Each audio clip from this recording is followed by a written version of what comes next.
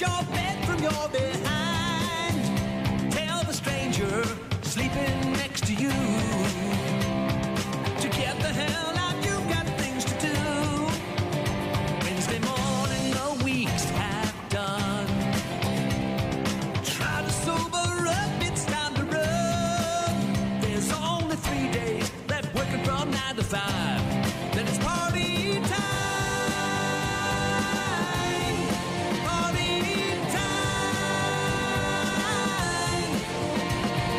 Just a little more work to do. Let's get on up and get the damn thing through. Then we'll get back to numbing our minds. Uh-oh.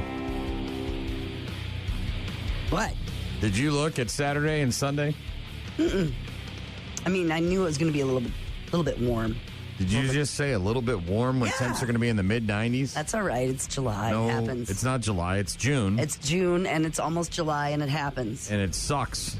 And I don't know what the hell I'm going to do. I got to be 90s. outside a bunch of times this weekend. I'm going to die. You're not going to die. Oh, my goodness, it's not going to be good. Goodness sakes. Not going to be good. Goodness sakes. Not going to be good. Mild today, not too bad. Staying in the low 70s. Well, and rain again. Mid to upper 70s. But some more rain in the forecast, and then looking to bust out and get into the mid to upper 80s tomorrow, and then into the 90s on Saturday and Sunday. Might even see temperatures getting up towards 95, 96 degrees with the heat index into the hundreds. It's just going to be a mess. Could be some strong storms tomorrow. Not today necessarily, just rain, I think, but another thing that we'll keep our eye on. Yeah, I wanted to take the bike, but then I looked at the forecast last night, and it said it was going to rain right around 3 o'clock, and I didn't want the bike out in the parking lot getting rained on. Of course, it didn't rain this morning while I was sitting here getting work done, but there is rain in the forecast, so just keep that in the garage, keep it dry, and some other time. Tomorrow, sunny, not bad. So. Lots to get to, of course. It is Workforce Wednesday, your chance to win those freebies from the Sweet Stop and Sandwich Shop in Preston. Click Win Stuff on our app or on our website. Go to rockmornings.com and sign up. Let us know where you're working. Heard from a bunch of you last week. That was super fun to read where you're working.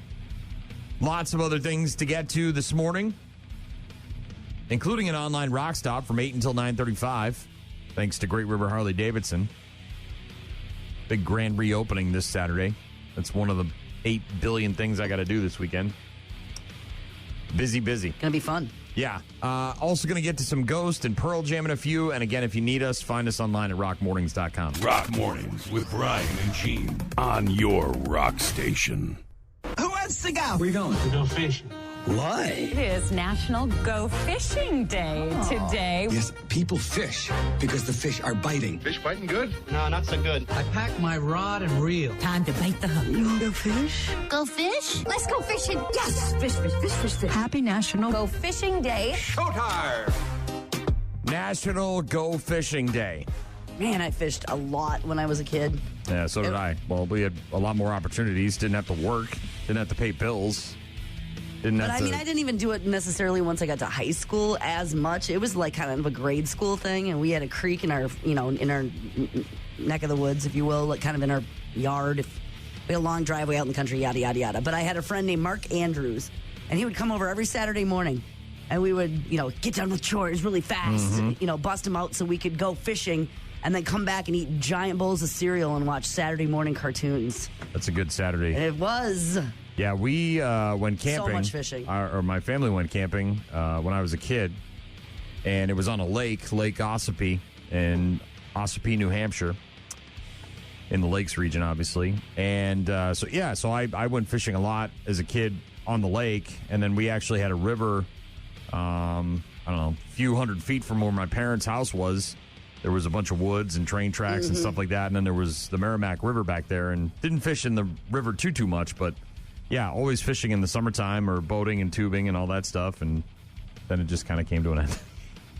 Didn't do it as much as I grew up, but I did it a lot when I was young. National Go Fishing Day. It's also a lot of fish stuff actually today. Clean your aquarium day. Don't have that anymore. Maybe it's a little murky. We had a tank for a really, really long time with some sort of creature we won at a fair, and it lived like 10 years. And goldfish. Yeah, Bob, and we don't have that anymore. Yeah, my plans to get a really nice aquarium and do live plants and all that stuff. My wife got me a book And so it's... And then you went, that sounds like a lot. Well, it's one of those things where you got to kind of start small and learn from your mistakes and then maybe get up to that. But Clean Your Aquarium Day. It's also Picnic Day. Hopefully the rain holds off if that's your plan. International Sushi Day. More fish, raw fish. Mm-hmm.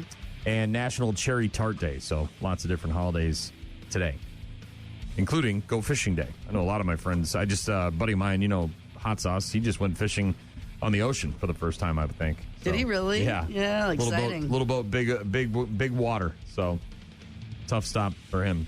Chef and TV personality Ann Burrell. Yeah, what happened? I don't really know much about her, honestly. Food Network, she died. She was only 55. Recognizable figure. She's got the blonde hair.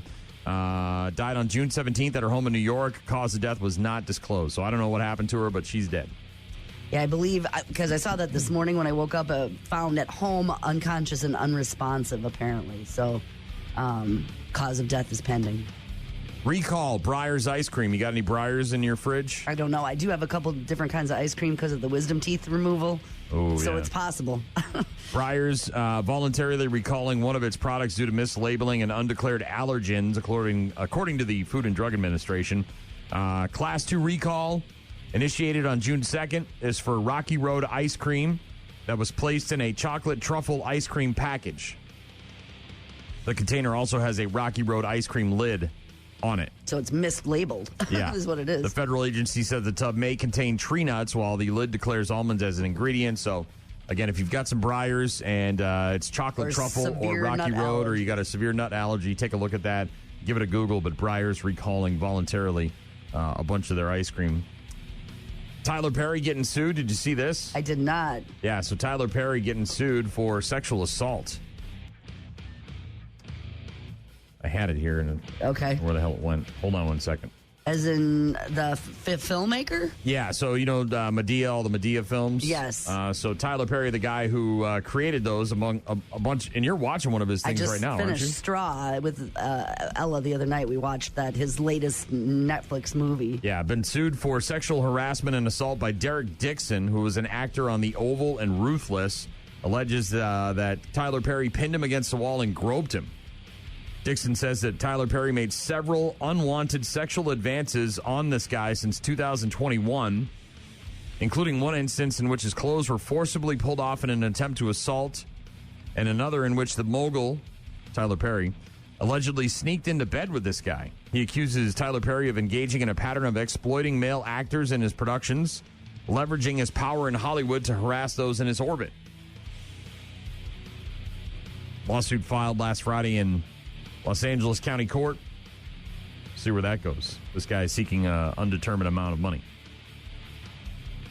And sad news to report, but looks like most of us get our news from social media, which isn't really all that surprising, but kind of sad when you look at the state of news. So that's what it's a study that found where people got their information? Yeah, a new report found out that social media and video platforms have eclipsed traditional media as news sources in the U.S. for the first time ever. 54% of Americans that were surveyed using platforms like Facebook, YouTube, and TikTok for their news during the previous week, up from 27% in 2013. So doubled in 12 years. I see that being possible. Yeah, well, and it's, if you watch any of these documentaries or series about the power of social media and using it in elections and all that stuff and the things that they do that you're maybe not aware of. And then you start to wonder, well, where is that news coming from, right? Who's actually putting that out there? How is it checked? How is the news source checked? And not necessarily for exactly what the news is, but oftentimes for video coverage of it. Those floods last year in North Carolina, you got... Yeah, it's easy to see the pictures and the videos and all. It's as opposed to on the ground, if you will, real people that are living in those situations, and in an immediate sense too, as opposed to the next day or the next morning. LA fires. Yeah, I don't. There was plenty of information coming from all sorts of places, but I was often seeing video footage on YouTube or TikTok or whatever from people that were living there, and it was happening to them firsthand. So I see where that happens. Social media, your source for news. according to 54% of Americans. Got a text from Tom, wants to hear some Rat Round and Round. We'll try to get to that in just a bit. Also got some Pearl Jam on the way, sports in a few. rockmornings.com. Make sure you sign up for Workforce Wednesday. Find all of our contact info on the website as well. Right now, it's Ghost. Rock Mornings with Brian and Gene. Find them online at rockmornings.com. Jeremy from Pearl Jam on Rock Mornings on a Workforce Wednesday. Go to rockmornings.com and sign up to win freebies from the Sweet Stop and Sandwich Shop in Preston on Workforce Wednesday. It's very easy to do. We want to know where you're working. You sign up, and then maybe later this morning you've got yourself a gift card, courtesy of the Sweet Stop and Sandwich Shop in Preston. Brew Crew taking it on the chin last night, losing to the Cubs 5-3. Same two teams tonight at 7:05. Now Contreras popped up, and this should do it. And fittingly, it'll end in the hands of Pete Crow Armstrong. Ball game, Cubs win. 5-3 the final. And Pete showing the love for the folks in the bleachers. And the Cubs are now 11-2 on Tuesday. Sing the song. Again, second game of that three-game series tonight at 7:05. NHL last night. The fans rise here in Sunrise, Florida. Back to back for the Cats. The Panthers begin to celebrate. Panther perfection. The Florida Panthers win their second consecutive Stanley Cup.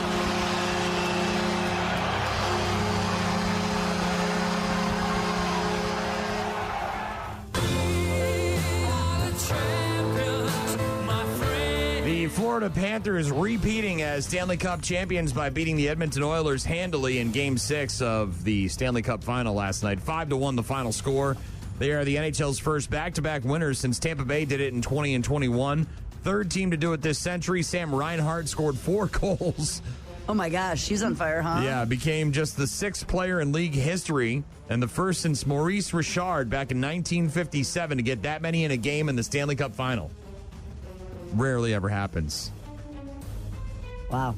Rats and hats all flying onto the ice when he completed the hat trick. Matthew Tkachuk, one of the faces of the franchise, scored the other goal. Sergei Bobrovsky stopped 28 of 29 shots that he faced. The guy was absolutely on fire this NHL playoff. And Sam Bennett got the Conn Smythe Trophy as the MVP. Veteran Sam Bennett, leading the NHL playoff field in goals scored with 15, was also tied for second among Panthers in points with 22 through 23 games. That's pretty productive. It included 5 goals and 6 points in the final alone. So the Panthers, who have repeated as champions and gone to the NHL final 3 years in a row, they're pretty damn good down there. Now, is that a dynasty? Is that what you call that now? Oh, that's it, yeah. In the NHL, hockey? Almost, almost more than any other sport, it's tougher than ever to repeat and to be there that often. So NBA tonight, the trophies in the house. Game 6 of the finals. They're off tonight, excuse me, but the finals continue tomorrow night, 7:30 on ABC, with the Thunder at the Pacers. Thunder up 3-2, so they can close that series out with a win in Indiana. The Pacers star Tyrese Halliburton, believed to have suffered a strained right calf, undergoing an MRI at some point today to determine the severity of the injury, aggravated his calf injury in the first quarter of Monday's 120-109 loss to the Oklahoma City Thunder in Game 5 of the NBA Finals, but he returned in the second quarter with the calf wrapped up and finished the game. Didn't really have much of an output, but they'll do an MRI, see how bad it is. And he said basically, if I can walk, I'm going to be in the game. I'm sure.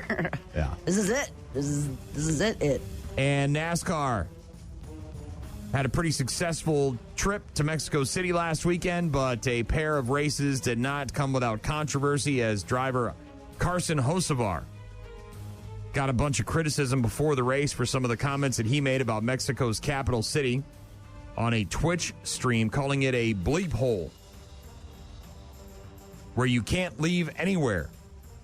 I'm not quite sure what he means there, but like leave your hotel. Well, this reminds me of the NFL game in Brazil, right? Remember we heard they went to the wrong part of Brazil and they told the NFL teams, look, don't go anywhere, stay in the hotel. They brought in like special tables and vendors to make it seem like a vendor market so they could get a taste of the culture, but they didn't want them going out into the city because they could get robbed or killed or worse. But yeah, so Carson Hocevar made those comments, and then late Sunday night he went back on social media and issued an apology. Yesterday, Spire Motorsports, which is the team that Hocevar drives for, in the number 77 car, fined him $50,000 and mandated that the driver attend sensitivity training. The fine will be split among 3 charities that serve Mexican communities. The company released a statement saying Carson Hocevar's recent comments made during the live stream fell short of the standard of respect. They did not represent the views of Spire Motorsports. Our partners are NASCAR. He has acknowledged his mistake publicly, and his prompt, sincere apology demonstrated personal accountability. I got to be honest, I'm tired of this crap. Well, was it? If that's the guy's experience, then that's the guy's experience. Right or wrong, whether you agree with it or not, if that's how he feels, and does he have to make the comments? Probably not.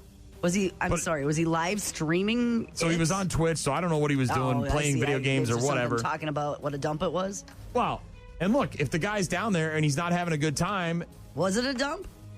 Maybe it was. I don't know. But then to hit the guy with a fine, it's like, come on, man. Why are we so sensitive? Why are we such big babies about everything? We can't rip a country or a city because we had a bad time there. I get it. It's a lot of money and all these people and you got to jerk everybody off. But it's like, give me a break, dude. Like, I'm sorry. Not everything is puppies and roses and unicorns and rainbows, man. Not everything is that great. If you have a bad experience, you should be able to say, look, you don't have to go all full Karen. You don't have to have a mental breakdown. But if that's what his statement was, was there more to it? Because that's not. I mean, if he was going the only comments people and things and overgeneralizing and talking about saying this place is a dump or don't ever come here or they should bomb. I see what you're saying if you go to the extreme, but.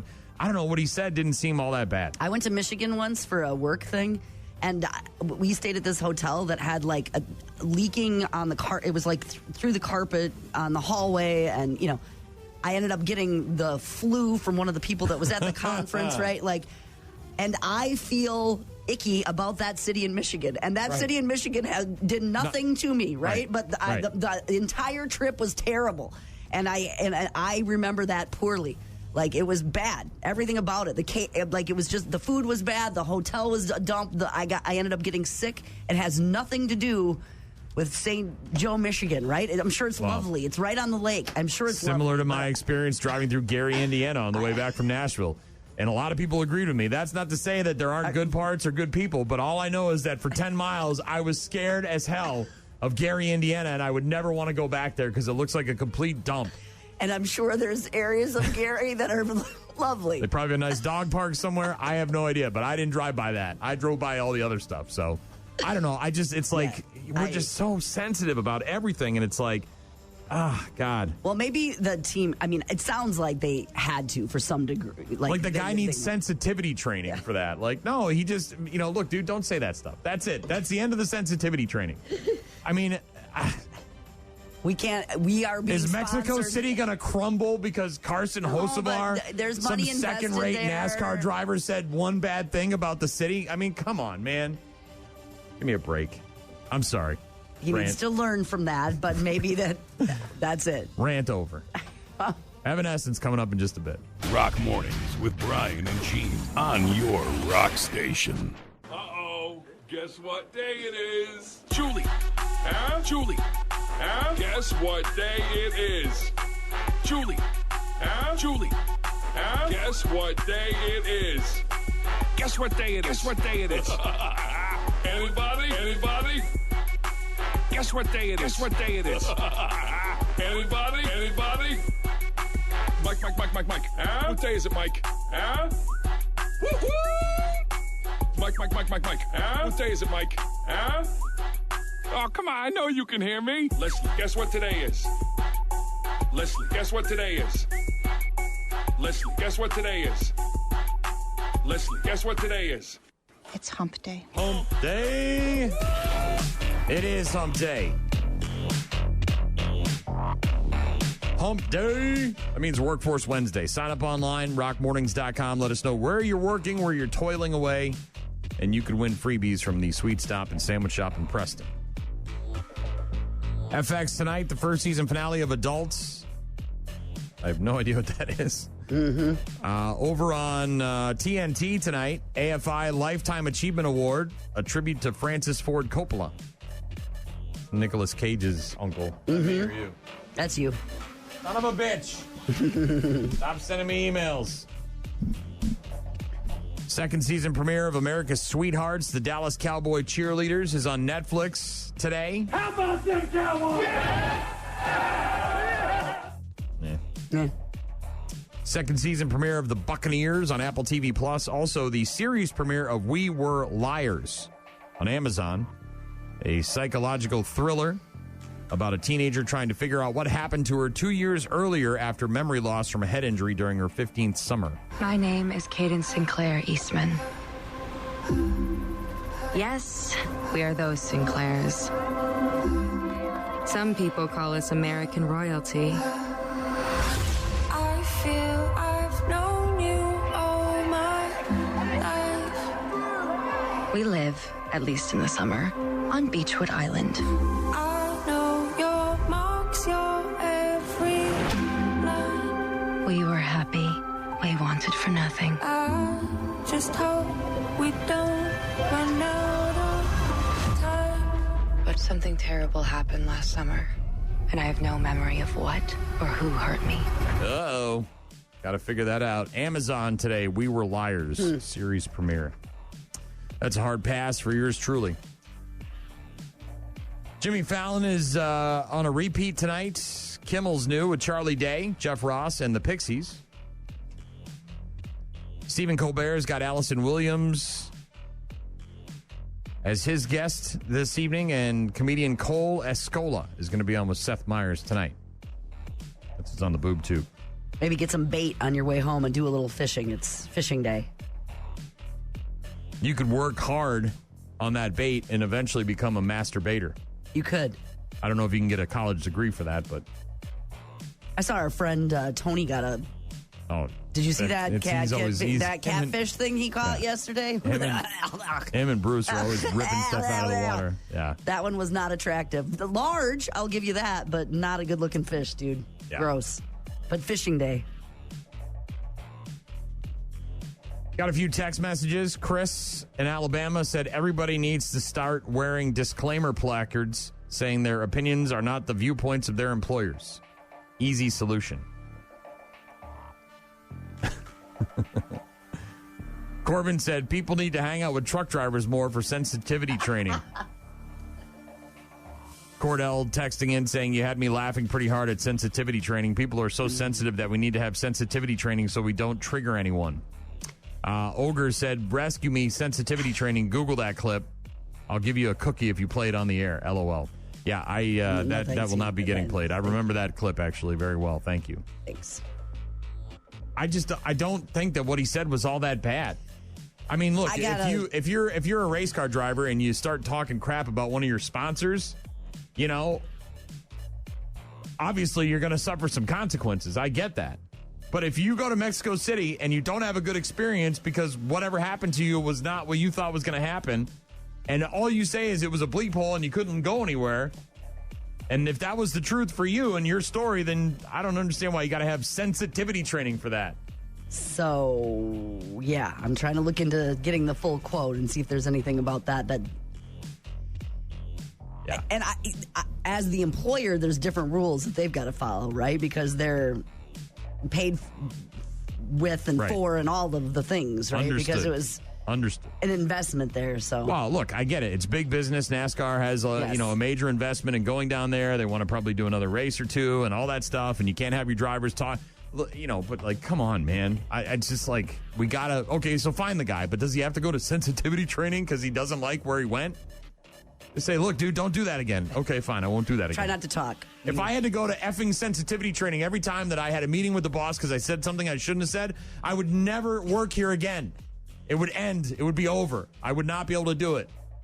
If the travel was better, if getting here was easier, if you felt safer getting to and from everywhere, if it wasn't such a bleep hole, if the track limits were a little better enforced, if it was going to be a little bit better of a race and it wasn't so easy to or feel so locked down like you can't leave anywhere, it would have been a great experience. So not that bad.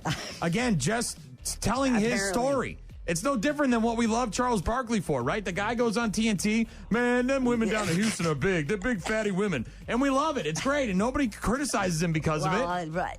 I mean, give me a break. Get over yourself. Christ almighty. They had to fine him, obviously. God. We're such babies. Such a bunch of wimps. I'm telling you, Michigan, I should go back and give it another chance because the hotel and the flu I got and the bad food and the what are we going to do? Really made me feel bad about St. Joe. And I'm sure it's lovely, but I didn't have a good Carson said something bad about Mexico City. Who is this guy anyway? He's an up and comer. He's not like a big. He's not Jeff Gordon, or like. And Gordon could probably get away with it with his stat. He'd be like, look, man, it wasn't that good down here. But this guy, he probably got asked, how was the experience on this Twitch stream? And he said, look, it wasn't a good time. Maybe that would have been better. Clutching our pearls about what Carson Hocevar said about Mexico City. Called it a bleep hole. You know what? It probably is. Compared to wherever he's normally going.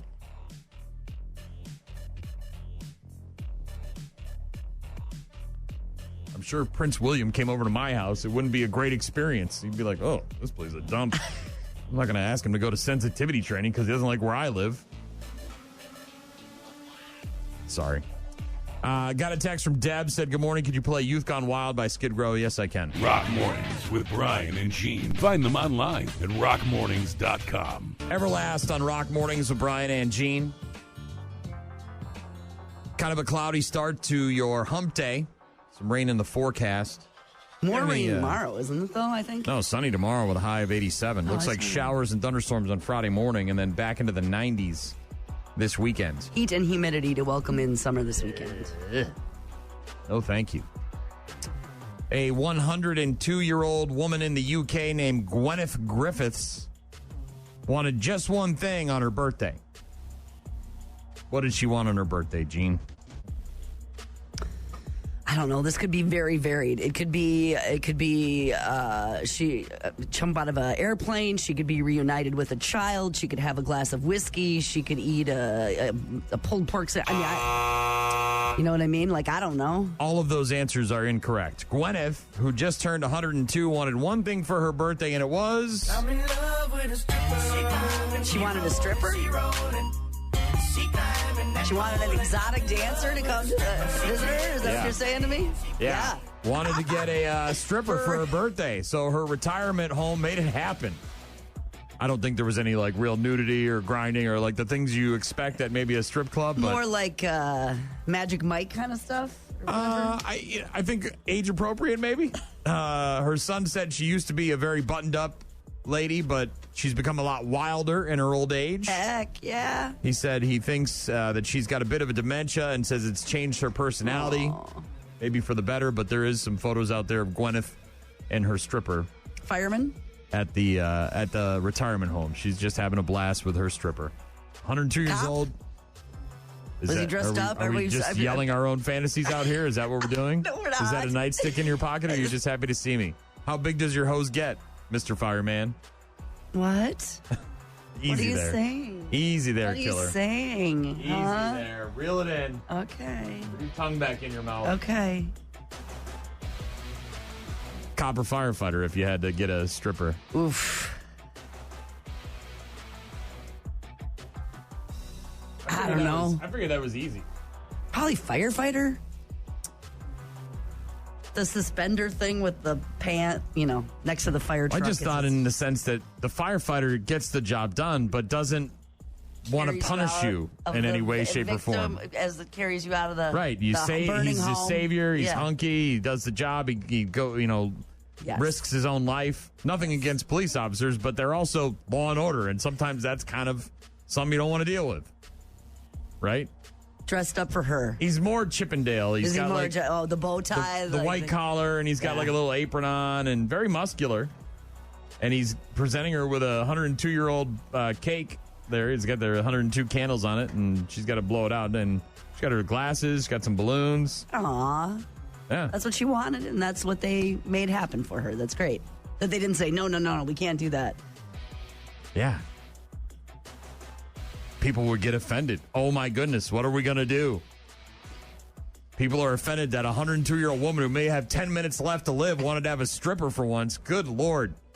Get off my back. That's what we're going to have down in the bingo hall is closed today. Down in the commissary. Listen, Doris, next to the you're going to have study. to play canasta in your own room today, okay? If that's not your jam, you're probably going to not want to come down there today. Edith, don't come down here with your scooter, your hover round, and try to get into the bingo hall. My mom was just talking about how she's like, they do different things and all that stuff. It's great. But she's like, the routine of the same kind of thing. I do this, I do that. There's a game, there's an activity. This would really shake things up. She was complaining that strippers? Just same. You know, that's not same. You said you're going there this weekend. That's not same. I'm not. This is cool. Half a dozen lawn care companies in Kansas joining forces last month to help people out and raise money for charity. They mowed and weed whacked more than 30 yards for free, partnering with an animal rescue charity. One of the companies was SB Mowing. The owner is big on social media because he goes around offering to clean up people's yards for free. I think we've talked about him before. Ended up finding and rescuing a litter of stray kittens in someone's yard, no less. The rescue charity they partnered with said they'd be put up for adoption soon. There are people out here in the community with companies that want to help and they want to give back, and that they see that these are, humans that are doing the best that they can. Hey, if people need help, they can always reach out. They can follow us on social media and reach out to see if they need a hand. And we have a lot of friends and customers that are in the area, so I'm sure that we could do it again. But if it wasn't for SB Mowing and Lawn Buddy, we would have never found these kittens. They had bad URIs, and they likely would have died. Wichita Animal Action League, talking about SB Mowing, the guy who owns the company, Spencer, said, yeah, this is a big scale, basically taking on a whole neighborhood, which is, I don't know if I've ever heard of anyone else doing that around Wichita. Spencer partnering with more than a half a dozen other local lawn care companies to clear out some major overgrowth for free for a community in need. Something similar to what Habitat for Humanity does with like a Neighbors Day. program. Very similar. Making sure that stuff's cleaned up and taken care of for those that need it. Mowing and weeding, by the way, just the first step. They also plan to send out some pest control free to deal with fleas and ticks in hopes of helping some of the furry friends that people may have so they don't get affected by going out into the newly mowed yards. Very cool. I got to mow today, sometime in between all this rain that we're supposed to get. When's it coming down? What do we know? Well, it's very chancy. That's the thing. It depends on where you're at and how, when that's going to happen or not. Kind of how it's been all summer long, right? It's like it's in and out. KSC coming up in just a bit. Rock Mornings with Brian and Gene. Start your day with Rock Mornings. Got a text from Chris, said, tell Gene I would dress up as a fireman and disappoint the hell out of her. Aw. Thank you. Brenda texted in from the Sweet Stop and Sandwich Shop, which is who's taking care of Workforce Wednesday. Don't forget to sign up for that. She delivering key lime pie cheesecakes? Honestly, no. Why aren't we in breakfast mode? What are you doing with key lime at 7:15 in the morning? When I think of Brenda, I think of her key lime. I think of a Reuben pies. sandwich or some kind of egg breakfast too, thing. But I think of that. I don't think Brenda's driving down here from Preston. We wouldn't see her until after the show. She said, you know what to get Gene for her next big birthday. At Gene's age, every birthday is a big birthday. Tip your waiters and waitresses. He's here all week. Try the veal. Folk. Corbin said, talking about strippers and firefighters offends me. You guys need sensitivity training. She's 102. She gets what she wants. She wanted that. She got that. Brandon texting in saying, what's going on with the back-to-back Dr. Brown's baby bottles commercials? He must be listening on the app or the stream or something. We don't control that, FYI. Thanks for the well, intro, not all of it, I should say, but there's stuff that happens when you're listening via streaming that we don't control when it comes to the ads. I listen to a sports talk radio station on their app every day when I get done with the show, and there tends to be multiple commercial breaks where you get multiple commercials over and over again. So you just gotta. I'm sorry about the Dr. Brown's baby bottles commercials. I hope it didn't offend you, Brandon. So is Chris that texted in about the disappointing me? Is he more like a Farley Chippendale, the Saturday Night Live kind of? I don't know. Maybe he doesn't have the moves because Farley didn't have the body, but he had the moves. Oh man, did he have that Swayze? Wasn't that Swayze? Yes. Yes. Well, Swayze had the ideal Chippendale's body, right? He was, and he could dance. That was Chris the gave hair, it passion and enthusiasm, yes. and all the things. He was in for it, Yeah, 100%. Which one would you prefer? Yeah. Can you beat Farley? I don't know, Gene. Can you? It's pretty amazing. New study in the Netherlands says there's one trait that makes us happier, no matter how old we are. What trait is that? Oh, jeez. It's easy. Is it? Don't overthink it. Think of any relationship you have. Your kids, your husband, your friends, your coworkers. Yeah. Love, sense of humor, empathy. What's the most important understanding function of that relationship that you have to have in order for it to work? Love. No, you don't have to love someone to have a successful relationship. I'm not talking about intimate. I'm talking just in terms of it could be any kind of relationship. What? T. R. Oh. U. Yeah. Trust. There you go. Truth and trust. Truth. Trust, yes. It's true whether you're in your 30s, 40s, 50s, or even 80s. All you got to do is learn to trust people more. And that's what makes you happier? They found that having a trusting attitude makes us feel happier and more satisfied with life. That's interesting. And it gets easier and easier the more you do it, apparently. It's apparently called a feedback loop, whatever that is. Some kind of pseudoscience thing. The study showed that trusting people makes us happier, and being happy makes us want to trust people more. As they put it, trust and well-being mutually reinforce each other over time. That is very interesting. They say it holds true across all age groups. It makes the biggest difference for kids, teens, and seniors. Well, yeah, because you think about when you're a kid and you find out, I can't trust this person. Mm-hmm. That's going to spoil the rest of your life. It's going to take a long time to get over that and figure that out. That's going to be a lingering problem. The type of trust does matter. Trusting the people you're closest with makes the biggest difference, obviously, followed by trusting humanity in general. There's also institutional trust, which is when you have a trust in things like government. You're an idiot if you trust the government. I'm sorry. You got hit by a rock. Banks and then healthcare. They found that doesn't make as big of a difference. That is super interesting. But yeah. Well, I feel again, like the more you go through life, you find people you do trust, right? And you surround yourself with them, but just like your best friend, right, Lori? Yeah. Imagine if, and I'm sure there's things that she doesn't tell you. Of course, but I have a lot of trust. But Maybe you have full confidence in your relationship, trust in her, right? Like you would trust her implicitly with anything. Of course. Imagine if that trust was broken, and now you have to remain best friends with her, and you're like, she's very tiny. I could make her disappear. It has nothing to do with your violence. Where'd she go? I don't know. She's so small. I don't think it has anything to do with your will to kill people, Gene. Your desire to off people. But very small hole in the ground. You know what I mean? Very tiny. Yeah. I'm just teasing. I get that more on how damaging that is to your relationship. You're trusting more everyone, right? You're trusting that the person, I don't know, is going to hold the door open for you when you're walking in after them. You're trusting that, they're going to do the right thing, or that I guess I understand that. The correlation with that and being necessarily happy and having that be the strongest trait is interesting. But that is the one trait that can make you happier in life. Out of all the other traits that you can have or that other people can have, that's the one trait that they say can make your life better and happier is trust. Kill Switch Engage now, sports in a bit. Rock Mornings with Brian and Gene. Find the daily podcast at rockmornings.com. Well, we have the basketball playoffs and the hockey playoffs happening. I always love whenever there's a best-of-7 series, because then I get to hear my favorite sports reporter question. Would you consider this a must-win game? They always feel like they have to say yes. Yeah, we want to win it. It's very important, Got our uniforms on anyway, might as well try.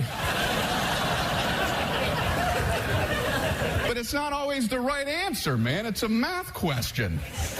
I wish I would answer that question honestly. It's a best-of-7. You're down 1-0. Would you consider this a must-win game?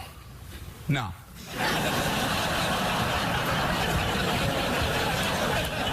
No, we can lose tonight. We can lose tomorrow night, too. We don't want to, but that wasn't your question.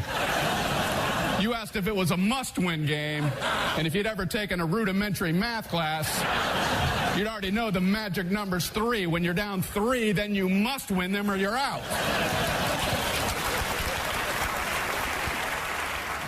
A little bit of education from your guy, Brian Reagan. It was a must-win for the Oilers last night, and unfortunately, they did not win. The fans rise here in Sunrise, Florida. Back to back for the Cats. The Panthers begin to celebrate. Panther perfection.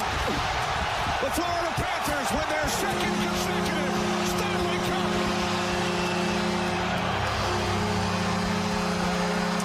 Panthers taking care of business against the Oilers in Game 6, 5-1 final score. The NHL's first back-to-back winners of the Stanley Cup since Tampa Bay did it in 20 and 21. Sergei Bobrovsky stopping 28 of 29 shots. Sam Bennett getting the Conn Smythe Trophy as the playoff MVP, and hell of a victory. Rats and hats on the ice. The Brew Crew lost to the Cubs last night 5-3 in the series opener against Chicago. Same two teams tonight, 7:05 first pitch. The race between Olympic 100-meter champion Noah Lyles and Miami Dolphins wide receiver Tyreek Hill has been canceled due to, quote, personal reasons. Remember this? No. Do I? Tyreek Hill, of course, wide receiver for the Dolphins. Oh, very fast individual. Has been clapping back at Noah Lyles for a while, saying that he would beat him in a race. 100-meter dash or something like that. And Noah Lyles, right? of course, kind of laughing at the whole situation. And it took a while for them to kind of figure out what that race was going to look like. Because obviously they race on different surfaces. Tyreek Hill, cutting and moving and going upfield and breaking tackles. And Noah Lyles is in a straight line and on a track and yada, yada, yada. So Tyreek Hill had challenged Noah Lyles to a 50-yard race days after the American sprinter won gold in the 100 meters at the Paris Games last year. Lyles said that plans were to hold the race against Hill this weekend in Times Square. Lyles said to reporters at the Stagwell Global Sport Beach event in France, "We were very deep into creating the event. In fact, it was supposed to happen this weekend. Unfortunately, there were some things, complications, personal reasons that it just didn't come to pass, but we were full on. We were going to shut down New York's Times Square and everything. It was going to be a lot of fun. But now it's not going to happen." It's a lot of big talk. Personal reasons. Not quite sure whose personal reasons they were. It was going to be epic. We were going to shut down a whole city. But now it's not happening. Jay Monahan's time as the PGA Tour commissioner coming to an end. Monahan announced yesterday that he will step down once his contract ends in 2026. Newly hired Brian Rolap taking over as Monahan's successor, saying that he told the PGA Tour Enterprises board last year that he would step down in 2026. He called Rolap the perfect choice for the job. His arrival strengthens our leadership team and blah, blah, blah, blah, blah. So PGA Tour commissioner. What do you think a PGA Tour commissioner gets paid? Sounds pricey, is what it sounds. Think they make $1 million a year? Yes. Think they make $2 million a year? I don't know. Once it gets into that sphere, I'm not sure I understand. I also think that person has people that help them do that. Yeah, a team. Mm-hmm. I wouldn't even need $1 million every year. Just 1 year out of my life if I could make $1 million that 1 year. And then I'd dip. I'd be good. I'd be all right. I'm set for life. I think it takes you a really long time to become the commissioner, though, doesn't it? Oh, yeah, there's a system of working up the ladder, all that yes. crap. But yeah, if I could just get that 1 year in, it's like, all right, see you later. I responded to Chris, who said, tell Jean I would dress up as a fireman and disappoint the hell out of her. I said, she wants the Farley over the Swayze. She said, well, maybe I won't be disappointing her so much. Maybe not. Enthusiasm, performance, passion. Also got a message on Facebook from John who said, boom, she picked the firefighter. And I said, well, it's the only real choice you can make in that situation, right? Unless you really, really, really like handcuffs. No. Nope. Am I then handcuffed and can't move and don't have control? Then no. I've had the bracelets Zero. on a number of times in my life. It's not fun. No. Sounds terrible. Yeah. Once of my own accord. I told you that story, right? The gun store. When I was a kid, my dad, was into guns. Yes. Yes. Went to the gun store, and I was a kid, so I'm just walking around, and it was in this guy's basement, and he was a cool old dude, and he just let me wander around, and I wasn't playing with the guns or anything like that, but he just had and there was all this cool stuff, And one time I saw. And your dad said, "Don't touch anything." One time I saw a pair of handcuffs in one of the cases. And I picked him up, and the guy that owned the gun shop's like, "Don't put those on. I don't have the key." And I put him on, and he's like, "What part of my last statement did you not hear? Is this didn't have the key? He had to call a buddy of his who was a police officer that lived up the street to come over and help get him off." Oh man, your dad must have loved that. Oh, I got a beating. Yeah, I took a good one. I took a good one after that. Yeah, you stupid mother. And also didn't like the cuffs. Probably after a while, these are. It's like the Chinese finger things. I wasn't where freaking out or anything because I was, how am I trapped in this? What freaked me out more than having them on was that they got tighter. The more you you know what I mean, mess around with them, yeah, they get tighter. And it's at some point it's not good. Anyways, got some Sabbath coming up in just a minute. We're weeks away from the final Black Sabbath show of all time, July 5th. I saw a bunch of, speaking of going overseas, I saw a bunch of my Vikings. Did you really? Yeah, a bunch of my friends who are Vikings fans getting tickets to go to Dublin next year. Oh, okay. I thought you were talking about. Our buddy Spaze, who lives in Arizona. I saw that. I was wondering why he was going. Who's this Spaze person? I didn't know if you knew people that were going to the show. Not the show, but I was the Vikings game in Dublin. I did see some friends got tickets to that. Sabbath next. Rock Mornings with Brian and Gene. Weekdays, 6 to 9. July 5th, the last ever, the final Black Sabbath show of all time in the UK. Everybody and their grandmother opening up. Many different musicians going to that show. Looking forward to seeing it on a live stream. I was just going to say, the live stream is... I'm not going, obviously, but that's going to be Backtothebeginning.com if you want more information about it. There's a trailer. There's how you stream it. Everything that will be part of it. Back to the beginning. Alex just texted in and said, "A great way to start Wednesday off. Thanks for the Sabbath. You're welcome." Not sure if you saw this, but Ozzy of Black Sabbath, obviously. Yeah. Teamed up with Liquid Death. The water company. And sold 10 cans with his DNA so you could clone Ozzy at some point. Did you see this? I did not. There will never be another Ozzy Osbourne unless you have his actual DNA. Introducing infinitely recyclable Ozzy by Liquid Death. These cans have each been drunk by Ozzy himself. And each can contains trace DNA from Ozzy's saliva, as well as his handwritten signature. Once technology and federal law permits, you can replicate Ozzy and enjoy him for hundreds of years into the future. Just imagine if you could bring back early 80s Ozzy. He can mow your lawn, perform at kids' birthday parties, or anything you want. Get it, Ozzy clone. Get it. So get your can of infinitely recyclable Ozzy. No, this is not a joke. There's only 10 available. Act now. Yeah, unfortunately, too late. I'm sure. So, Liquid Death put 10 empty iced tea cans up for sale that were consumed by Ozzy himself.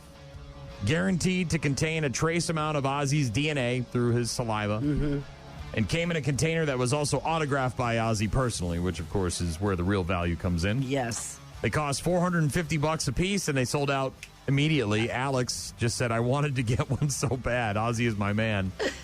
Ozzy, not afraid of people cloning him, says, "Clone me, you bastards." Oh, I'm sure he doesn't care anything about that. I am sure.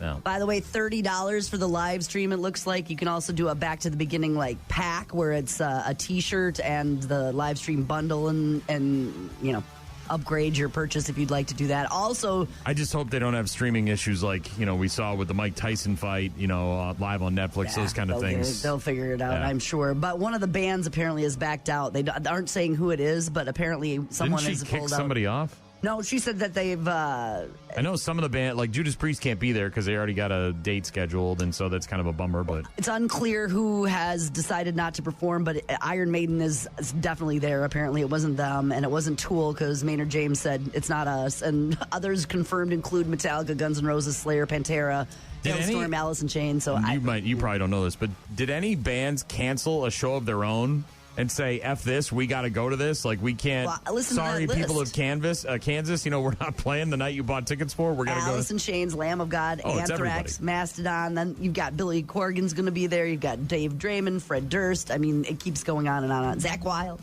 Yeah. I mean, like I said, a who's who of rock and roll icons. By the way, proceeds from the show, did you know this, are benefiting the Cure Parkinson's? Yeah, I did see that.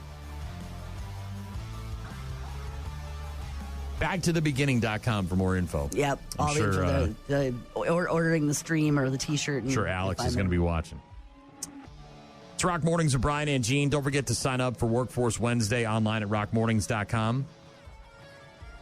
Multiple choice here, Gene. You ready? Nope. 24% of Americans want to take a break from work, reality, their diet, or sex. 24% of Americans want to take a break from work, reality, diet, or sex. I feel like work would be higher than 24%. Wouldn't it? You never know, man, with these goofy surveys. I don't know. Diet. Work, reality, sex. Well, I'm going to go in descending order here, and I'm probably going to get shocked by this stupid, dumb thing. But I'm going to go with reality. Is that next? And it was work. So sex is last. It is the answer is sex. 24% of people out of of all 100% that are doing it. Is that the deal? Apparently, people are not having the right kind of sex. I don't know what the hell is going on. They want to take a break from it? New poll on romance makes a very bold just claim take a here. break. 24% of Americans want a break from sex. They just, no sex, please. Okay, name. Austin Danger Powers. Sex? Yes, please. You got to hear this hippy-dippy crap that they're putting out here. This is... Okay. This is some young Gen Z millennial crap that the tree bark eating people. So you take a break to improve your intimacy? Is that it? Number one, listen to you. Oh my God. What are you reading yoga books over there? Christ almighty. So if we take a break and really focus on ourselves here and our relationship without that in it to confuse us and Christ. Just take a break. You can bang your way out of intimacy. You can get right into it. You can figure it out. Top reasons, according to this poll on romance, which makes, a bold claim that 24% of Americans want a break from sex. The top reasons they give are to learn other forms of intimacy. Yeah. What the hell does that even mean? What is that? What do you mean? What does that mean? You reconnect emotionally. Jesus. There's other and then we bang? Do we bang after that? Come on. You know that. You understand that. Yeah, but I don't care. What I don't understand is wanting a break from it. Just to learn other forms of intimacy. Sure. These are the top reasons they gave. Got it. To give the body and mind a chance to catch up. Catch up to what? I don't... Jesus, how do these people make it through a day in their life? Catch up to what? And because they want emotional closeness more. Yeah. Ugh. Okay. Ugh. But yeah, 24% of Americans apparently want a break from sex. I did not have sexual relations with that woman, Miss Lewinsky. Now, I'm not saying that taking a break from it is a bad thing necessarily. I don't know what the hell any of that crap means. 52% of people in the poll say they have previously taken an extended break from adult relations, with the average sabbatical being 6 months. So 6 months. Bad breakup. Maybe too much going on in your life. I'm not doing that right now. Okay. That I get. I'm not taking a break because I want to learn other forms of intimacy. We're doing that too. We can do both. It's okay. Well, you can get pepperoni and sausage on the pizza, you know. You don't have to do one or the other. I guess I just don't understand that they want to take a break. I'd understand it more if they said 24% of people are taking a break. Like, if you want to, just do it. Like that, then you are doing it, right? As opposed to, God, I really wish I could take a break from it. 53% of the people in the poll said that the downtime made them appreciate sex more. Well, yeah, because you're an idiot for giving it up, you big stupid idiot. Well, isn't that about good sex that makes me have to crap? And 47% of people say that taking a break is healthy for couples. I wholeheartedly disagree with that. Wholeheartedly. Well, they're 44% of people in that. relationships admit that theirs wouldn't last a year without a little naughtiness. 24% of Americans apparently want to take a break from sex to be working on their intimacy, other forms of intimacy. They appreciate it more. Yeah, if I don't eat pasta for a couple of weeks, I really love that bowl of pasta, too. You know what I'm saying? It's like, God, yeah, but why would I want to stop eating pasta? It was good on Tuesday. It's good on Thursday. She obediently performed oral sex on it. Man, this pasta is the best I've ever had. What do you think? I think these people are crazy. Have at it. Or not, as it. To give the body and mind a chance to catch up. I knew you were going to have that in there. Catch up to what? Dude, you ain't never catching up. Brah, it's life. It keeps coming. It never stops. It's unending. It's the Lucy show. It's the chocolates. It never stops. Ever. It is unrelenting. It is 100%, 100% of the time. So is it like is there a name for it? A name for what? This. Taking a break from sex? Yeah, marriage. That's what it is. I opened the garage door so you could drive right in. Yeah, Thanks, Brian. Thanks. Get married, and then you take a lot of breaks from sex, you know? I ate too much cheese pizza last night. Get pregnant. Have children also. It's like, what was that one where it's the one where she's like brushing her teeth, and Paul Rudd, he's like, you want to have sex tonight? And she's like, That's what it is. It's like. Tonight? Like right now? Did I hear you flush the toilet 3 times and now we're going to have some sex? Like now? I don't know about that. No, we went out to eat and it's late and I'm very full. Yeah. Not tonight. Yeah. Kids. Kids are up. The kids are up. I got to go to your grandmother's tomorrow. I got to mentally prepare for that. You know what I mean? Like, yeah, get married and have to deal with the reality of that situation. Hank Hill says, yeah, being married is taking a break. Try that or just don't. Hank says, did they survey my wife? She's all 24% of them. Is that it? She's like, can you put my answer down twice like the voting machines? Yeah. Can you do that? 24% of Americans apparently want to take a break from sex. Then take a break, bitch. Got it. Stop it. Stop it. Don't be giving it up so easy. Got it. Take a break for. Yeah.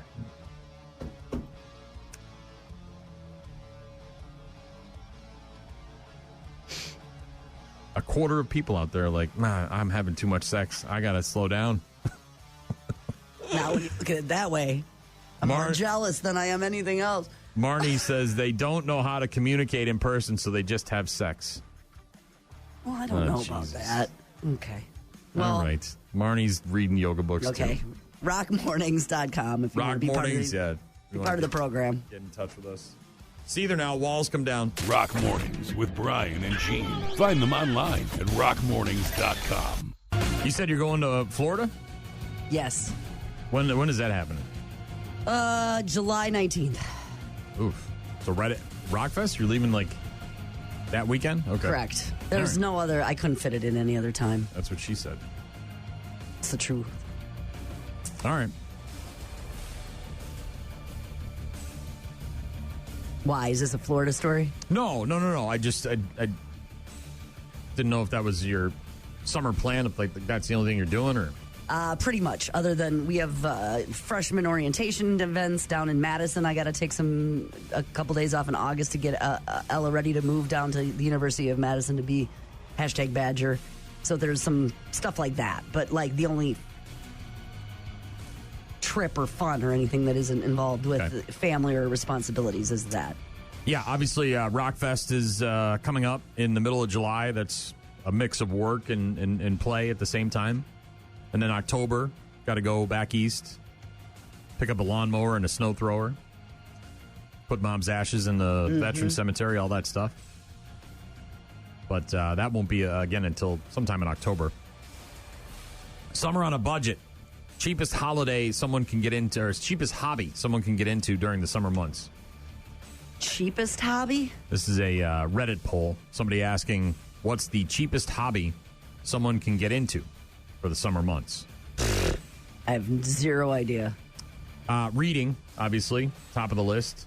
Well, that doesn't have anything to do with summer. It's just you're in a hammock, you're in the backyard, you're in the sun with the iced tea. I get it, but you can also read snuggled up on a couch in the winter by a fireplace. Obviously, you can borrow books for free if you get a library card. Mm-hmm. Bird watching. See, okay, I get that's more seasonal than... Yeah, I mean, we put out, we've got suet and we've got a bird feeder, and we got a lot of birds in the backyard. And I describe them by color. I mean, I know who the cardinals are, obviously. The rest of them are just, hey, that's a gray bird. That's a blackbird with the orange thing on his wings. There's a bunch of blackbird. Yeah, Brian. There's a bunch of apps out there. The Merlin Bird ID is a free app that apparently does the job pretty well. They have a book, too, I think. I'm not looking at a book. They say writing is another cheap hobby that people can get into. Poetry, journaling. Yeah, that's all. Those are all. Doesn't matter if it's summer or fall or spring. You rock can have a list collecting. How about rock collecting? Okay, better. Taking rocks from places you go. Maybe adding a little label. Like this was when we climbed. Blah, blah, blah. This, that, the other thing. Perot State Park, whatever. Exercise, easier to be active without a gym membership in the summertime by going outside, walking. Yeah. Dog walks, stuff hiking, like that. Taking in your surroundings for sure. Geocaching. Geocaching, is that how you pronounce it? So they're looking for treasures, is that what you're people doing? hide things and then they give like latitude and longitude and you got to go track it down. Is that the deal? But it's like notes and there's nothing like real valuable, right? No. It's kind of like treasure hunting. There's apparently a few apps for that, and there's also premium tiers if you want to pay for it. Outdoor cooking, right? Cooking in, outside if you got a little kitchen setup like we have in the back, like a little bar type thing. Casual hiking or camping. Yeah, on a budget. I don't know how cheap that is. Well, if you're just throwing up a tent for one night, I suppose. But if you're really camping, there's an investment there. Another hobby you can take up during the summer that they say is rather affordable: gardening. I was waiting for that one.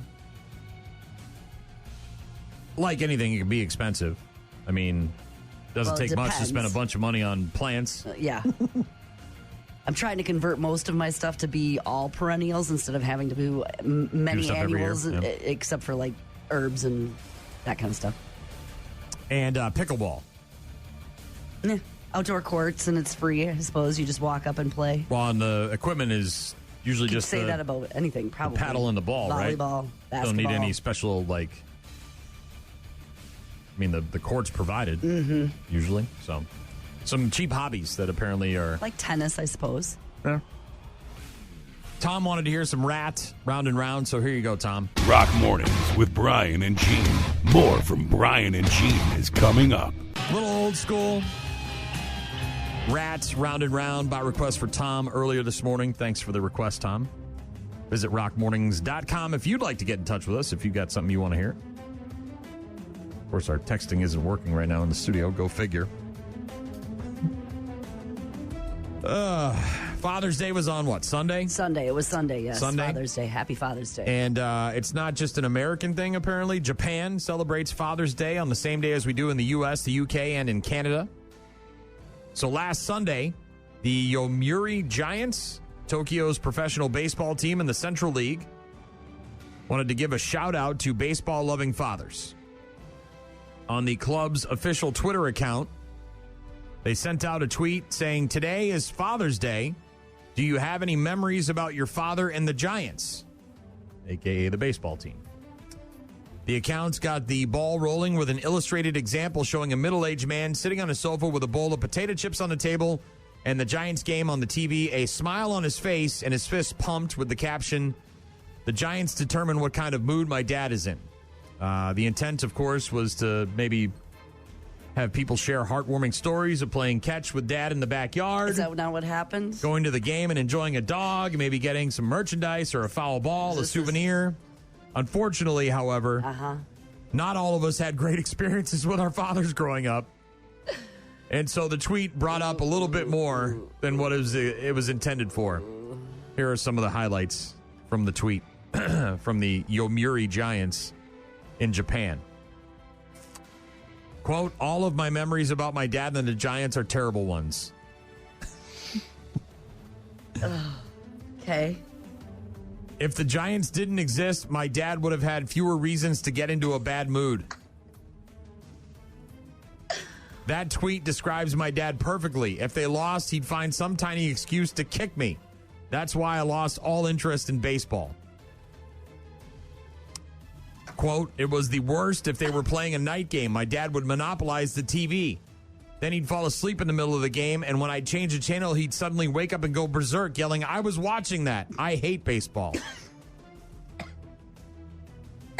Tell us how you really feel. Instead of a dad who just loves baseball, he was a bullying dad who'd change how he treated his family based on how a single baseball game turned out.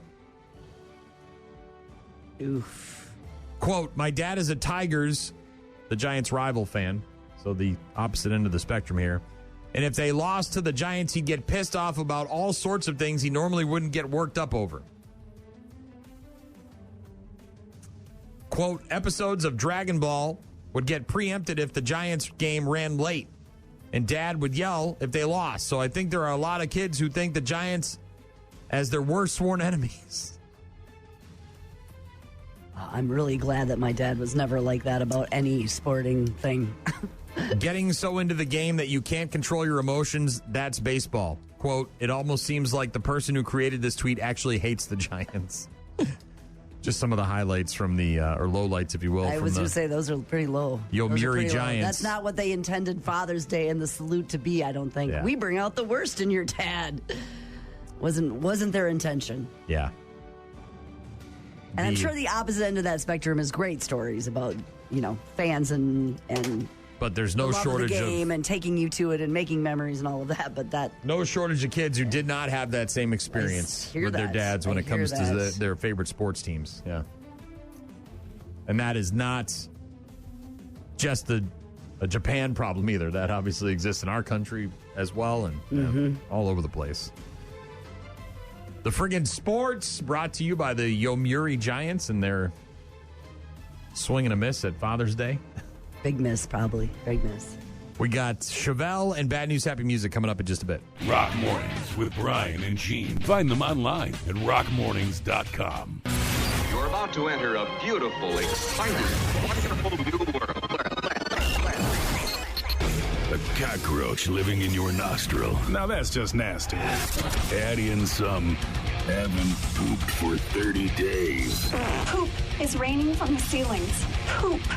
And sprinkle in some hashtag Florida Man for flavor. Florida Man. Florida Man. Florida Man. Florida Man. Florida Man. Florida Man. Florida Man quits his Burger King job, steals all of their chicken nuggets. It's bad news. Bad news. With happy music. Let's rock.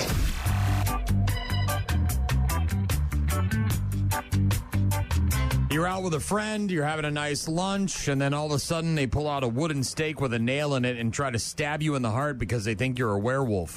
Well, I saw Lon Chaney walk in with the Queen. It's not a real friend, Brian. Doing the werewolves of London. I saw Lon Chaney Jr. walking with the Queen. You need a new friend group. Yeah. Doing the werewolves of London. Ow! Werewolves of Salt Lake City, actually.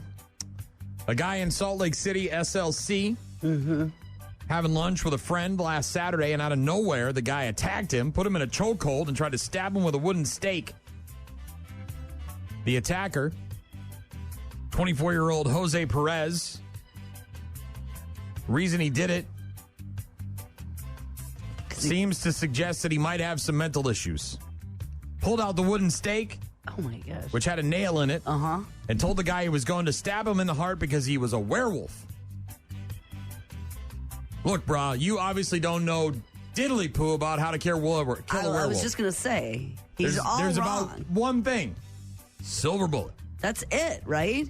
And Kinda. the stake through the heart is the vampires, and they wouldn't be out at lunchtime anyway, unless they had the thing. I mean, sometimes they can do the daytime, but the guy got away, wasn't hurt. Jose ended up stealing the other guy's backpack and running off. Not clear why he stole it, but maybe he was looking to find some of his werewolf stuff in there. Maybe he's got a subscription to Werewolf Weekly. His hidden werewolf stuff. He's still had the bag when the cops caught up with him. They also found several rocks in his pocket, which he said were in case his werewolf buddy tried to kill him. He's facing charges. Hit him in the head with a rock? Yeah. Aggravated robbery and, I don't know, it sounds more like an attempted murder. Yeah, the victim fighting back, escaped. Perez able to grab the man's backpack and flee the scene. 1 count of aggravated robbery, a first-degree felony. No assault? No, like, assault with a deadly weapon? Was he really hairy? Nope. Was a friend, particularly hairy? Well, you're not usually hairy when you're not a werewolf, when you're in man form. Right? It's only when you turn into the werewolf. Yeah, it's when the moon comes out. As far as I know, based on all the movies that I've seen, the only way to kill a werewolf is with Wouldn't have done anything except stab him. Silver bullet. I mean, was it a silver nail? Even that, I don't know if that does the trick. You got to shoot him with the silver bullet.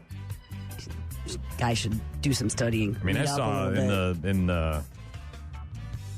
Didn't you just see the one where the dad turned into the werewolf? Yeah. Monster Squad. Well, that one was a little different. That one was more like a virus as opposed to a wolf thing. But yeah, the Monster Squad, they blew him up with a stick of dynamite and he got his body back together again.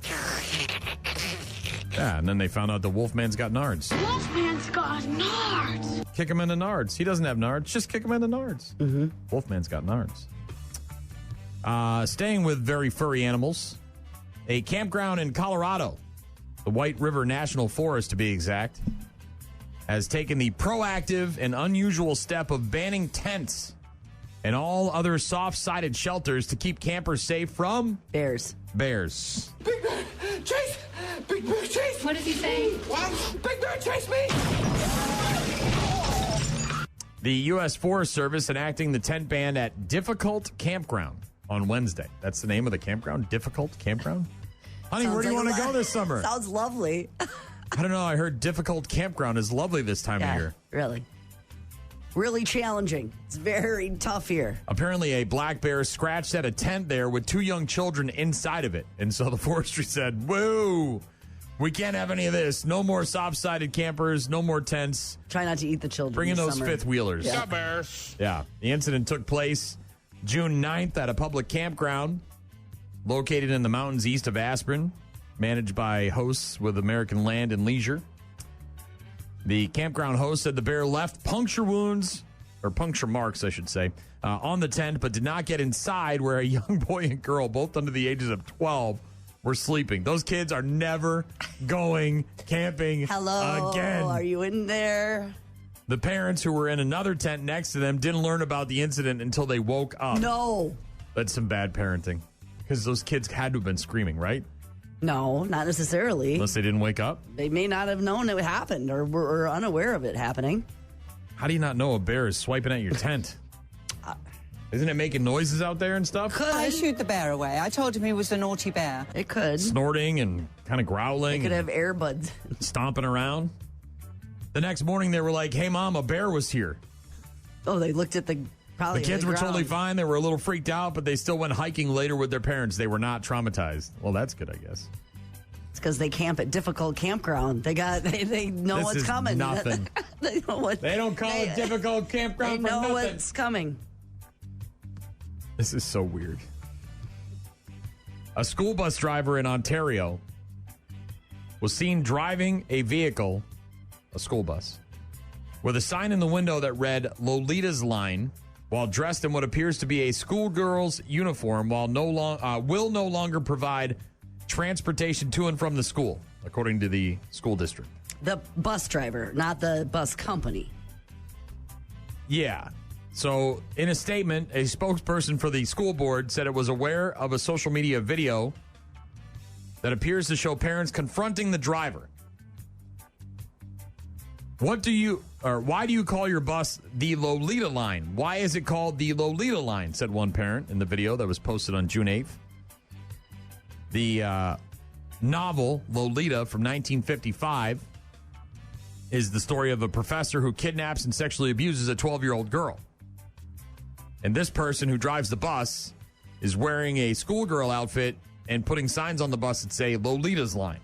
That person probably doesn't need to work with children. The bus driver is heard saying that they do this every week. And I don't think there's any problem. Huh? Like once a week it's Lolita's line? Dude, you're lucky that happened in Canada. Because if that happened in America, they would have curb stomped that bus driver. Somebody would have got a hold of his ass and curb stomped him. Ain't nobody wearing schoolgirl outfits. Right? I don't know. I haven't read that far yet into the story. Third-party companies provide school busing in Ontario. Yeah, Staff members immediately brought the incident to the attention of the bus driver's employer. The company quickly addressed the situation with its employee, and the driver will no longer provide busing to and from the school. There you go. I'm sure. You can't do that. You can't work with kids. The school board added that all bus drivers in Ontario are required to pass what's known as a vulnerable sector check, which is intended for individuals seeking working employment. With kids. Yeah. They said the bus drivers receive extensive training before transporting students, and in this case, it followed all of its child protection procedures. So, yeah, this person may have passed all of the required tests and all that stuff, but then decided, I'm going to wear a schoolgirl outfit and put Lolita's line on the bus. Yeah. And I'm going to do it every week. Yeah, one time, I think, probably. Not like, there's no times to repeat that. I think it was a male bus driver, and he was wearing a schoolgirl outfit, and sorry, bro. Everything about that is wrong. Yeah.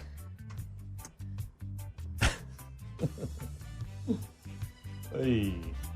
Last but not least,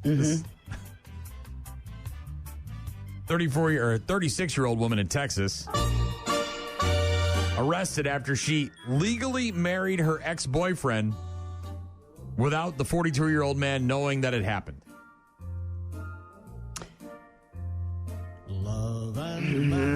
Like trickery? Basically. Like, did she, was he in a trance? Did she hypnotize him? Kristen Marie Spearman. Use other language words to have him, commit to this? Taken into custody and charged with one count of third-degree felony stalking. The investigation into her began on June 13th, just about a week ago, when the boyfriend contacted the police department there in Beverly Hills, Texas, and relayed an outlandish set of claims. The man said he had been out of his house all day and returned that evening to find a package from his ex-girlfriend sitting on the property. Identified the ex-girlfriend as Spearman. The package was a gift bag from Bath & Body Works that contained multiple products from the establishment. But that was not all. Police said the package also included 2 documents that were particularly shocking. One was a picture of his ex-girlfriend, Kristen Marie Spearman of Waco, Texas, holding what appears to be a marriage license showing them married and officiated by a local reverend. Along with this document is another, which is a copy of the marriage certificate filed with the county clerk's office. The ex-boyfriend told the cops that he and Spearman had been in a relationship and they had decided to obtain marriage licenses. However, he said that after filling out the application and being issued the license, the couple had gotten into an argument that ended with the ex-boyfriend telling Spearman that he did not want to be in the relationship any longer. It's like the couple that was at the church thing with me and my husband. He left.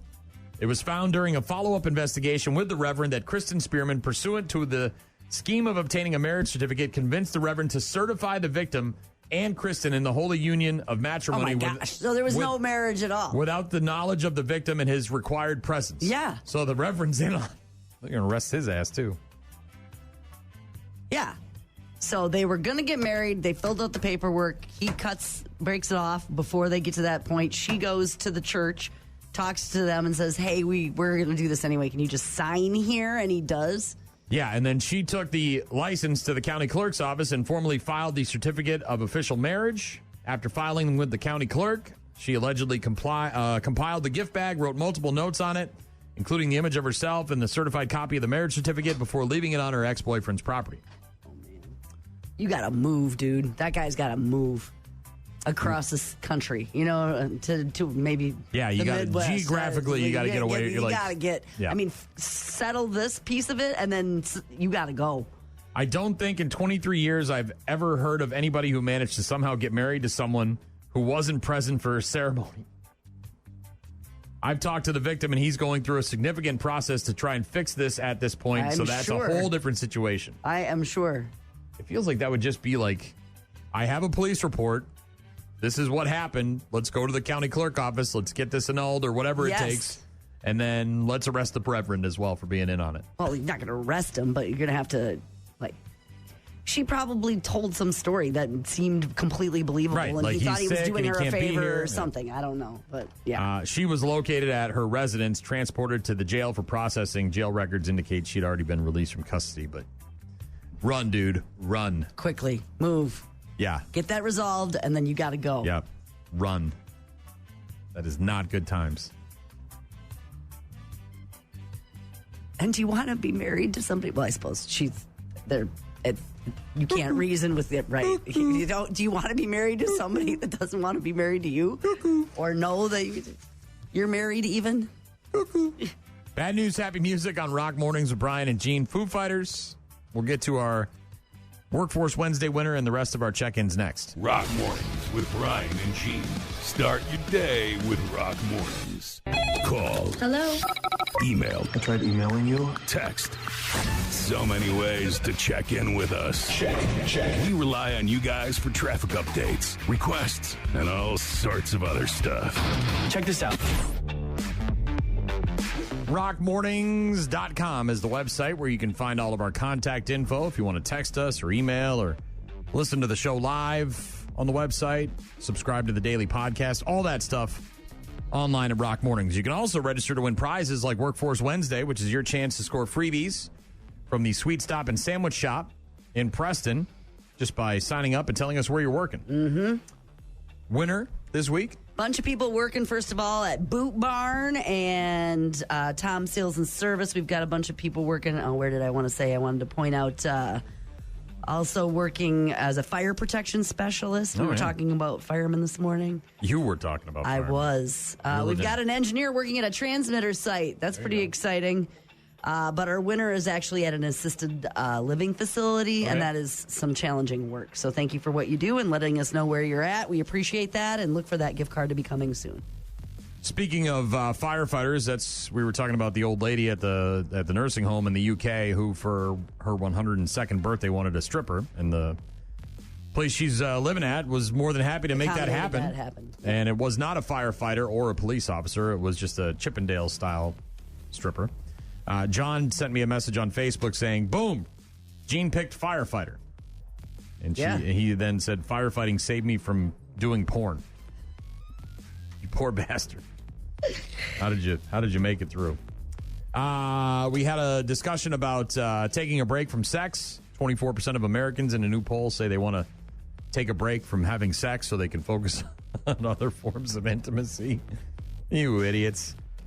Got an email from Sarah who said menopause equals break from sex. Sarah. And if her husband is who I think he is, I feel bad for him. Doug sent an email in, said, "I will be in a tent at Rockfest with similar concerns. Brian, please make room for me." No, I will not. I don't want you or any of your insanity in my camper. There ain't no bears gonna... You don't have to worry about bears at Rockfest. You got to worry about other campers and storms when you're out in the wild out and there. An RV full of mirrors and ladles of peach. That was not an RV. It was like a retrofitted school bus. The one with the stripper poles and the lights came on, and I was like, we got to get off this thing now. Yeah. That one. The pear bucket with the ladle was out in the boondocks. Yeah. That one was out in the no man's land. I don't even remember where that one was, but that was a no-go. New. But the school bus one was the one where I was like, we need to get off this thing now, because that's not good. Yeah. Doug, best of luck to you in your tent at Rockfest. I want nothing to do with that. You're not getting on my camper. Hell no. That is my fortress of solitude at Rockfest. That's where I can get away from everyone. I can have some air conditioning. No, I don't need all that. I don't need Doug showing me pictures of girls from Louisiana. I don't need it. Dale in Prairie du Chien said, good morning, Brian and Gene. I heard you say that you feed the birds. If you don't already, you should keep a year-round bird bath. You'd be amazed at the activity from late fall through the spring. Yes, I'm old and giving birding tips. Love the show. Hey, man, at some point in your life, whether you like it or not, whether you're a punk rocker or you're just a Phil Collins kind of dude, you put in a bird feeder and you love it. It's great. You watch the birds. It's fun. I don't know. I don't stand there all day, but I'll just stand there for a while and be like, wow, look at the gray bird over there. Look at that gray one over there. Yeah, look at him go. Maybe not gray. Maybe he said We don't have a bird bath per se, but we got one of those like water fountain things you get at Walmart or at Menards. You know, the ones that bubble. Yeah. And the birds go over there and they have a field day. We have a bird bath, but they never use it. Alex texting in earlier about Ozzy. He loves Ozzy. Oh, said he's going to be watching the stream, the broadcast, and also said that sex is great. Straight and to the point, Alex. We understand. Hank texted in and said, did they survey my wife when it comes to 24% of Americans wanting to take a break from sex? Doc sent in a picture of himself saying, I'm your retired Chippendale, Gene. And there's a picture of him. It must be a Halloween costume with a dirty old porn stash and just a bow tie as he just waits. You got to see it. It's terrible. Oh. You got to love a guy who embarrasses himself on a daily basis. You do.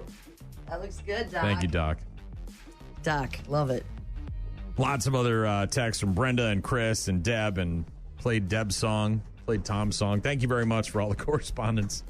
Good to hear from you guys. Have a great rest of your hump day. We'll talk to you tomorrow.